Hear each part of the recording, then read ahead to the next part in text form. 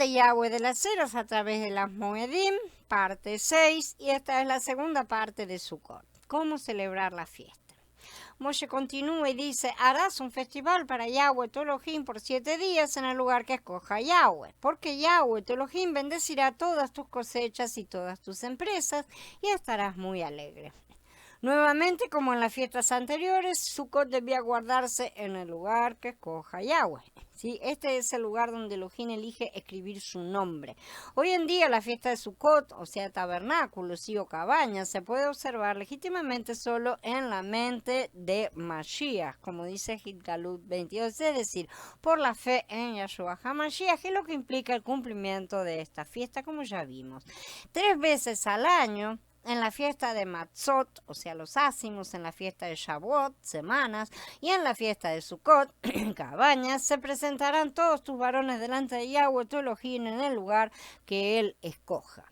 No era necesario que todos asistieran a una fiesta, solo los hombres mayores de edad debían asistir a todas ellas. Estos hombres representaban a sus familias y sirvientes, por lo que su presencia era suficiente para incluir a toda la gente en caso de que no pudieran ir por algún motivo. Sin embargo, en la práctica era toda la familia la que viajaba. Inclusive los más pobres iban todos juntos, como vemos acerca de la familia de Yahshua subiendo al templo para la Moedín, ¿no es cierto? Sus padres acostumbraban ir todos los años a Jerusalén para la fiesta de Pesaj, dice en Lucas en el capítulo 2.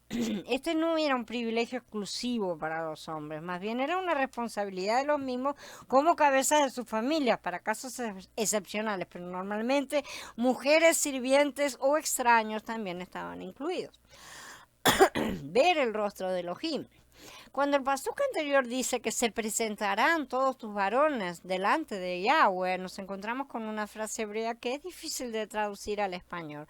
Literalmente dice aparecerán, que la palabra es Raá, ante el rostro de Yahweh, Penei Yahweh. Penei viene de panim, ¿sí? Que conocemos esta palabra. Los traductores suelen omitir la frase la cara, ¿no es cierto? O rostro, porque parece redundante en nuestra forma de hablar. Sin embargo, esta frase está llena de significado profético porque nos da el propósito principal de la fiesta misma. La frase dice literalmente, verán mi rostro. Obviamente ningún hombre podía ver el rostro de Elohim en su condición pecaminosa actual, ¿no es cierto? Incluso el mismo Moshe quería ver el rostro de Elohim, pero Elohim le dijo, no puedes ver mi rostro porque el hombre no puede verme y vivir, en Shemot 33, ¿sí? No obstante, Moshe fue a la presencia de Elohim y salió con el rostro resplandeciente. Sí, Aarón y todos los israelitas vieron que la piel de la cara de Moshe estaba radiante y no se atrevieron a acercársele. Esto está en el capítulo 34 de Shemot. Su presencia realmente basta para hacernos brillar. En otras palabras, el rostro de Elohim se vio en el rostro de Moshe cuando fue transfigurado por el rostro o la presencia de Elohim. Esto se repite cuando Yeshua subió al monte Hermón para transfigurarse. Allí se transfiguró delante de ellos, su cara resplandecía como el sol y sus ropas se volvieron blancas como la luz. Esto está en Matías 17. El apóstol Shaul comenta sobre este asunto más tarde. Por eso todos nosotros, mirando a cara descubierta como en un espejo la gloria de Yahweh, nos vamos transformando cada vez con mayor gloria en su misma imagen mediante el Espíritu de Yahweh. Esto está en Corintios Bet en capítulo 3. Shaul discutió el significado de este incidente en la vida de Moshe y cómo tuvo que cubrirse el rostro con un velo debido al temor y la incredulidad del pueblo. Se suponía que el pueblo vería el rostro de Elohim en Moshe, pero su miedo los mantuvo alejados. En esencia, cada una de las 3 fiestas fueron oportunidades para ver el rostro de Elohim, pero la gloria de Elohim estuvo velada hasta un momento posterior llamado la revelación, ¿no es cierto?, o el apocalipsis, que todavía está a futuro. Por la misma razón, la gloria de Elohim fue velada por una nube en el monte, y la misma gloria fue escondida por un velo en el lugar santísimo. El velo comenzó a quitarse después de Pesaj, cuando Yahshua cumplió en el madero con su parte, ¿no es cierto? El velo fue quitado de los rostros de unos pocos en ese momento, cuando recibieron la revelación de la mente de Elohim. En Shavuot se reveló más todavía cuando se dieron las arras del Ruach, pues el que nos preparó para esto es Elohim, quien nos ha dado el anticipo del Espíritu, dice Corintiim Bet en el capítulo 5. Cuando haya llegado el cumplimiento histórico de Sukkot, el velo se quitará en el sentido más literal y completo, si ya que aquellos que son espiritualmente maduros, o sea, como vencedores, podrán ver el rostro de Elohim sin restricciones. Estos luego serán llamados a ministrar al resto de la congregación de una forma activa, en conexión, ¿no es cierto?, con los dos planos y entre la congregación y el mundo, para llevar a todos a ese lugar de madurez y revelación, para que ellos también puedan ver a Elohim cara a cara y en vivo. El cumplimiento de Sukkot será la fecha límite para estar entre los primeros en experimentar la presencia de Elohim por completo, pero de ninguna manera es una fecha límite final, ni exclusiva ni excluyente. Aquellos que sean considerados dignos, aquellos que sean guiados por el Ruach en la arena de Shavuot, serán los primeros en madurar como hijos, ciertamente. A eso se les dará autoridad en la tierra para que lideren la gran obra en la era venidera. De hecho, será el comienzo del mayor esfuerzo evangelístico de la historia, por así decir, porque habrá una multitud de verdaderos israelitas que mostrarán al mundo la verdadera naturaleza de Elohim, tal como se revela en Yahshua HaMashiach, tal como el Padre ordenó que todo fuera unificado en su Hijo amado. Todavía estaba él hablando cuando una nube brillante les hizo sombra y se oyó una voz que salía de la nube diciendo: "Este es mi Hijo amado en quien me complazco, escúchenlo a él". En otras palabras, Yahweh estaba declarando que Yahshua es el resumen y la manifestación plena de la ley y los profetas, porque junto con Yahshua estaban Elías y Moshe, y que debemos escucharlo a él para saber cómo guardar tanto la ley como los mensajes de los profetas. Yahshua no trajo ningún mensaje nuevo, vino a llevar todos los mensajes parciales a su plenitud. Lo mismo, él mismo es esta plenitud y es a través de él que tenemos que poner en práctica todo lo que los israelitas no pudieron hacer antes. Y no es para tirar todo a la basura tampoco. Los vencedores serán el ejemplo que Elohim ha levantado para manifestar su presencia, su rostro y demostrar el carácter de Mashiach al resto del mundo. El fruto de Sukkot. Moshe concluye su discurso con una instrucción final. No se presentarán delante de Yahweh con las manos vacías, sino que cada cual traerá una dádiva según la bendición que le haya otorgado Yahweh, su Elohim. Cada hombre tiene un nivel diferente de fecundidad con el que Elohim lo ha bendecido. Estos son sus talentos y con ellos debemos producir. A uno le entregó 5 talentos, a otros 2, a otro 1 y a cada uno conforme a su capacidad, que es también Yahweh el que la da. Y luego se fue lejos. Enseguida el que había recibido 5 talentos fue y negoció con ellos y ganó otros 5 talentos. De la misma manera, el que había recibido 2 ganó también otros 2. Esto lo vemos también.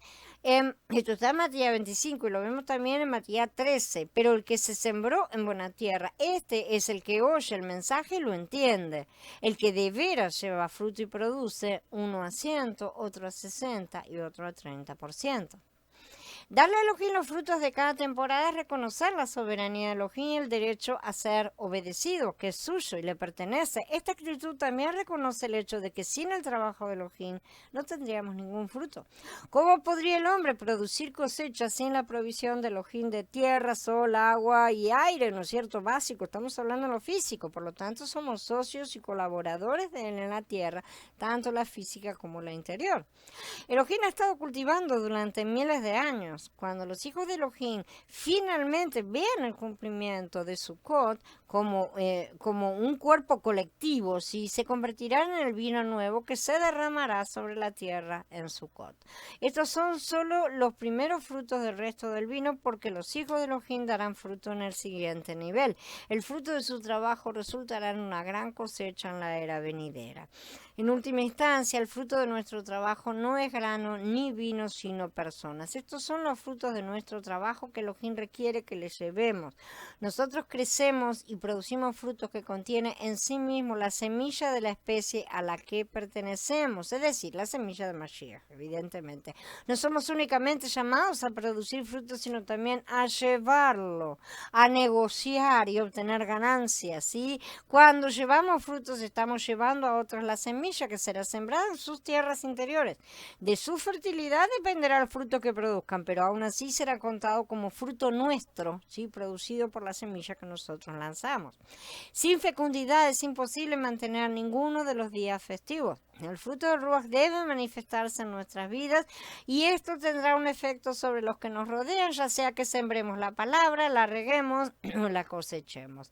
Estas serán entonces las verdaderas moedín del Adón, grandes cosechas de hombres regenerados. Muchos han usado los pasuquín anteriores para pedir diezmos y ofrendas, diciéndole a la gente que todos deben dar algo a la obra del ministerio. Si la ley del diezmo se enseña correctamente, entonces ciertamente esto es cierto.